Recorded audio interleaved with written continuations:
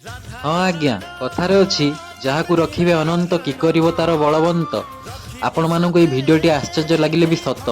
ଆପଣମାନେ ଦେଖିପାରୁଥିବେ ଯେତେବେଳେ ମେଡ଼ିକାଲରେ ସବୁ ଡକ୍ଟରମାନେ ଫେଲ୍ ମାରିଯାଇଥିଲେ ଏଇ ଭାଇଙ୍କ ପୁଅକୁ ବଞ୍ଚେଇବା ପାଇଁ, ସେତେବେଳେ ଭାଇ ଆମ ଜଗନ୍ନାଥଙ୍କ ପାଖକୁ ତାଙ୍କ ପୁଅକୁ ନେଇକି ପଳେଇ ଆସିଥିଲେ। ତାଙ୍କ ପୁଅର ସେମିତି ଅକ୍ସିଜେନ୍ ପାଇପ୍ ବି ତାଙ୍କ ପୁଅ ନାକରେ ଲାଗିଥାଏ, କିନ୍ତୁ ତାଙ୍କ ପୁଅର ଜମାରୁ ଚେତା ଆସୁନଥିଲା। ସେ ଅଚେତ ଅବସ୍ଥାରେ ଥିଲେ, ସେନ୍ସଲେସ୍ ହେଇଯାଇଥିଲେ।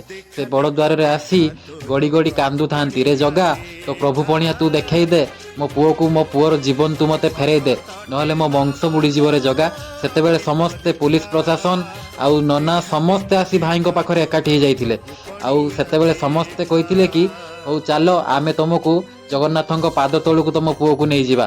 ଆଉ ସମସ୍ତଙ୍କୁ ଏତିକି ଧନ୍ୟବାଦ, ସେ ଭାଇଙ୍କ ପୁଅକୁ ନେଇ ଜଗନ୍ନାଥଙ୍କ ପାଦ ତଳରେ ତାଙ୍କୁ ଶରଣ ଦେଇଥିଲେ। ଆଉ ଭଗବାନ ସ୍ୱୟଂ ନିଜେ ରତ୍ନସିଂହାସନରୁ ଓହ୍ଲେଇ ଆସି ତାଙ୍କ ପୁଅ ମୁଣ୍ଡରେ ହାତ ମାରି ଦେଇଥିଲେ। ଯେମିତି କୁହନ୍ତି ତାଙ୍କୁ ଦ୍ୱିତୀୟ ଜନ୍ମ ଦେବା ଭଳିଆ ତାଙ୍କ ପୁଅର ଚେତା ସାଙ୍ଗେ ସାଙ୍ଗେ ଫେରିଥିଲା। ଯଦି ଆପଣମାନେ ସତରେ ଆମ ଭଗବାନଙ୍କୁ ଭଲ ପାଆନ୍ତି, ତାହେଲେ ହୃଦୟରୁ ଲେଖିଦିଅନ୍ତୁ ଜୟ ଜଗନ୍ନାଥ।